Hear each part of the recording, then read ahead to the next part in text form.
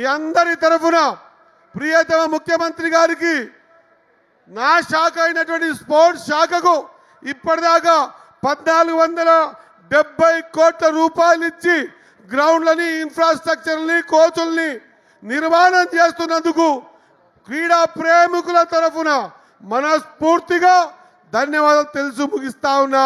ఈ కార్యక్రమానికి రాష్ట్ర ముఖ్యమంత్రి చొరవతోని వారి ముఖ్య అతిథులుగా హాజరైనారు. వారి చొరవతోని ఈ కార్యక్రమాన్ని ఏర్పాటు చేయడం జరిగింది. వేదిక మీదున్న మంత్రులు, గౌరవ ఎమ్మెల్యేలకు, గౌరవ శాసనమండలి సభ్యులకు అందరికీ మనస్ఫూర్తిగా నమస్కారాలు తెలియజేస్తూ, యువ శాసనసభ్యులతో పాటు వయసుతో సంబంధం లేకుండా అందరూ క్రీడల్లో, సాంస్కృతిక కార్యక్రమాల్లో పాల్గొనాలని విజ్ఞప్తి చేస్తూ, ఎన్నికల సమయంలో మాత్రమే రాజకీయాలు, మిగిలిన సమయంలో అందరూ కలిసిమెలిసి ఉండాలనేది నా సూచన.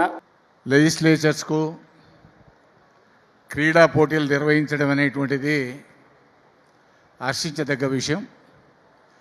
ఈ సందర్భంగా ఈ క్రీడలను ఏర్పాటు చేసినటువంటి, ప్రోత్సహించినటువంటి గౌరవ ముఖ్యమంత్రి వర్యులు శ్రీ రేవంత్ రెడ్డి గారు మరి యువతకు ప్రోత్సాహంగా ఉండాలనేటువంటి ఆలోచనతోనే ఈ కార్యక్రమాన్ని ఏర్పాటు చేసిన శుభ సందర్భంలో ముఖ్యమంత్రి గారికి, అదే మీద వేదిక మీద ఉన్నటువంటి గౌరవ మంత్రులకు, మన శాసనసభ్యులకు, శాసన పరిషత్ సభ్యులకు అందరూ కూడా హృదయపూర్వకమైనటువంటి అభినందనలు తెలియజేస్తూ సెలవు తీసుకుంటా ఉన్నాను. మిత్రులారా, నిత్యం రాజకీయాలలో మునిగి తేలుతూ నిరంతరం సమస్యలను పరిష్కరించాలన్న ఆలోచనతోటి ప్రజా జీవితంలో ఉండే వాళ్లకు ఒక స్ఫూర్తి, విశ్రాంతి, ప్రజలకు ఒక ఆదర్శ నాయకుడిగా నిలబడడానికి ఇది ఒక మంచి అవకాశం.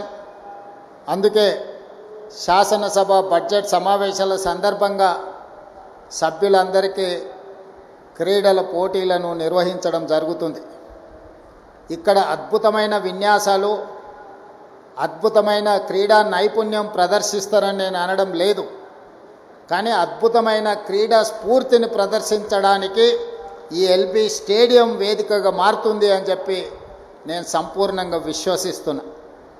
Toss won by Shri Revanth Reddy గారు. మరొకసారి యువత ఎంత ఇన్స్పైర్ అవుతారో ఇలాంటి కార్యక్రమాల్లో పాల్పంచుకోవడం వల్ల. మరి సీఎం రేవంత్ రెడ్డి గారు త్రోయిన్ చేశారు. సో ఆ ఎంతూజియాజం మనకు కనిపిస్తోంది. రాంప్రసాద్ గారు మంచి పాసింగ్ చూస్తున్నాం, మంచి డ్రిబ్లింగ్ చూస్తున్నాం, చాలా చక్కని నైపుణ్యం ముఖ్యమంత్రి గారి నుండి.